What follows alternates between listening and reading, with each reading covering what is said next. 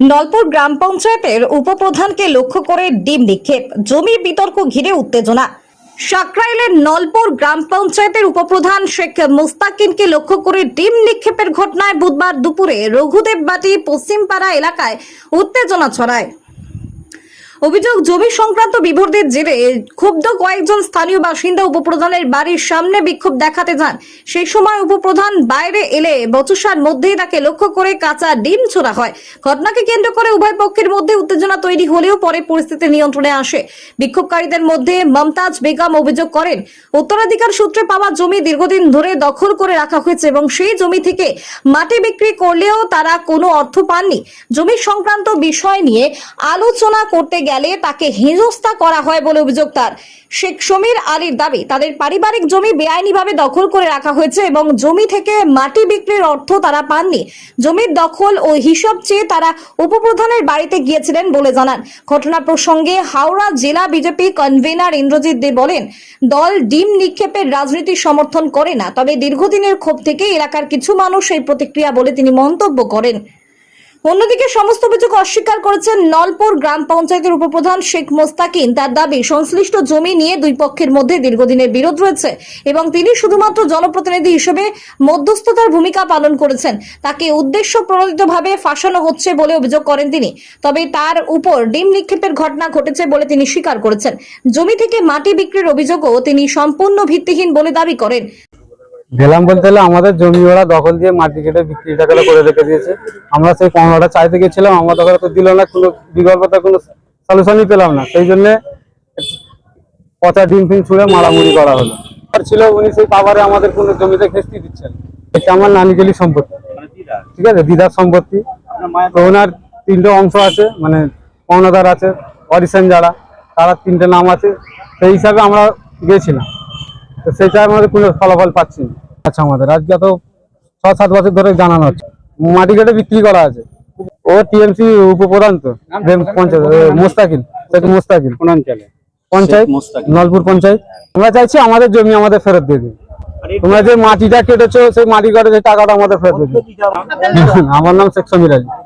গিয়েছিলাম, ওই যে জমিটা আমাদের বেইরে ছিল, ওরা বলছে আমাদের, তোমাদের নয়, আমাদের বিক্রি। ঠিক আছে, আমাদের বিক্রি হয়েছে। আমাদের তো শুধু ওইটুকুনি জমি নয়, আমাদের যতটা বিক্রি হয়েছে তোমরা নিয়ে নাও। যে 44 শতক জমি, 87 শতকের মধ্যে আমি তোমাদের বিক্রি করে দিয়ে যাদের যাদের রেকর্ড হয়েছে তাদের সমস্ত বার করে দিয়ে, আমরা যখন জানতে পারলাম যে আমাদের নাবালক ছিলাম, আমাদের জমিটা ওখানে আছে, তখনই ওদেরকে বলেছি যে তোমরা কাগজপত্র নিয়ে আসো। পঞ্চায়েতে বিচার করেছে, ওনারা আমাকে একটা জাল পুরনো দলিল লিখে ওনারা আমাকে ছেড়ে দিল।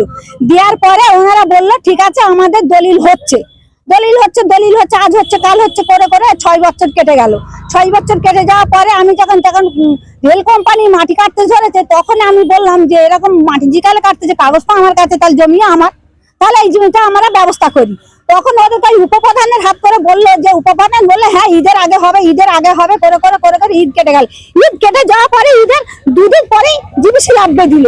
আমরা গেছি এক জায়গায় ইয়েতে, তো আমার কাছে যখন খবর গেল, আমি সকাল 5টা বাজে ছুটে গিয়ে বলি জিবিসি গাড়ি বন্ধ করুন, ও জমি কার? বললো মালিকের। মালিক আমি। বলে জিবিসিকে আমি গাড়ি ফাড়ি বন্ধ করে দিয়ে উপপ্রধানের বাড়িতে জানিয়ে দেওয়ার পরে আমি বাড়ি চলে আসলাম। আসার পরে আমি ফের একটাকে পাঠিয়েছি, বলি দেখতো বাবু মাটিটা যে গাড়ি যাচ্ছে আসতে। বলে হ্যাঁ, আমাকে খুব গালাগালি করছে আর মাটি কাটছে। আমি উপপ্রধানকে যে বললাম, তুমি তো উপপ্রধান, তোমাকে যখন জানিয়ে গেলেন বাড়িতে, তা তুমি আমাকে না দেখে মাটিটা কাটাচ্ছ কেন? উপপ্রধান আমাকে এরকম হাতের হাত মেলে বলছে তোমার কাগজ আছে? আমার নাম মমতাজ বেগম। আজকে বিষয়টা হচ্ছে, সর্বপ্রথম আপনাদেরকে বলে দিই, বিগত 4 মে যে সরকারটা আমাদের পশ্চিমবাংলায় এসছে, এই সরকারটা জনগণের সরকার। সবার আগে বুঝতে হবে, তৃণমূলের এই 15 বছরের যে দুর্নীতি, অপশাসন, চুরি, বাটপাড়ি, সমস্ত কিছুতে সিন্ডিকেটবাজি, এই বিষয়গুলোর উপরেই আজকে আমাদের প্রকৃত যারা প্রাপক, প্রকৃত যে সমস্ত উপভোক্তা আছে এবং প্রকৃত গরিব মানুষদের থেকে যেভাবে জমি বাড়ি ছিনতাই করে এই তৃণমূলের হারমাত বাহিনী, তাদের সব লেঠেল বাহিনী, তাদের সব গুন্ডা বাহিনী যেভাবে নিয়েছে, এর প্রতিবাদে আজকে আমাদের হাওড়া সদর জেলার সাকরাইল 1 নম্বর মণ্ডলের নলপুর পঞ্চায়েত গ্রামে আজকে যে উপপ্রধানের বাড়িতে আজকে সকলে প্রতিবেশী সহ আমাদের টোটাল নেতৃত্ব, আমার উপপ্রধানের শেখ মোস্তাকিন, এই মুস্তাকিনের বাড়িতে যাওয়া এবং এখানকার লোকাল স্থানীয় যে সমস্ত বাসিন্দা তারা ডিম, টমেটো পচা, আরো কি কি পচা ওনাকে নিক্ষেপ করেছে। আমরা এর বিরুদ্ধে, আমরা বলছি, আমাদের রাজ্য নেতৃত্ব বারবার বলছে এই বিষয়গুলো থেকে সকলকে বিরত থাকার জন্য, কিন্তু আমরা এই বিষয়টা যাতে করে না হয়, কিন্তু এলাকার লোক আমাদের কথা শোনেনি। তারা জোর করে এই সমস্ত বিষয়, তাদের উপরে কত রাগ, তাদের রাগটা তো একদিনের নয়, এই রাগটা দীর্ঘদিন ধরে পুঞ্জীবিত হতে হতে আজকে বিস্ফোট হয়েছে। আমার নাম ইন্দ্রজিৎ দে, আমি হাওড়া জেলার ডিস্ট্রিক্ট কনভেনর।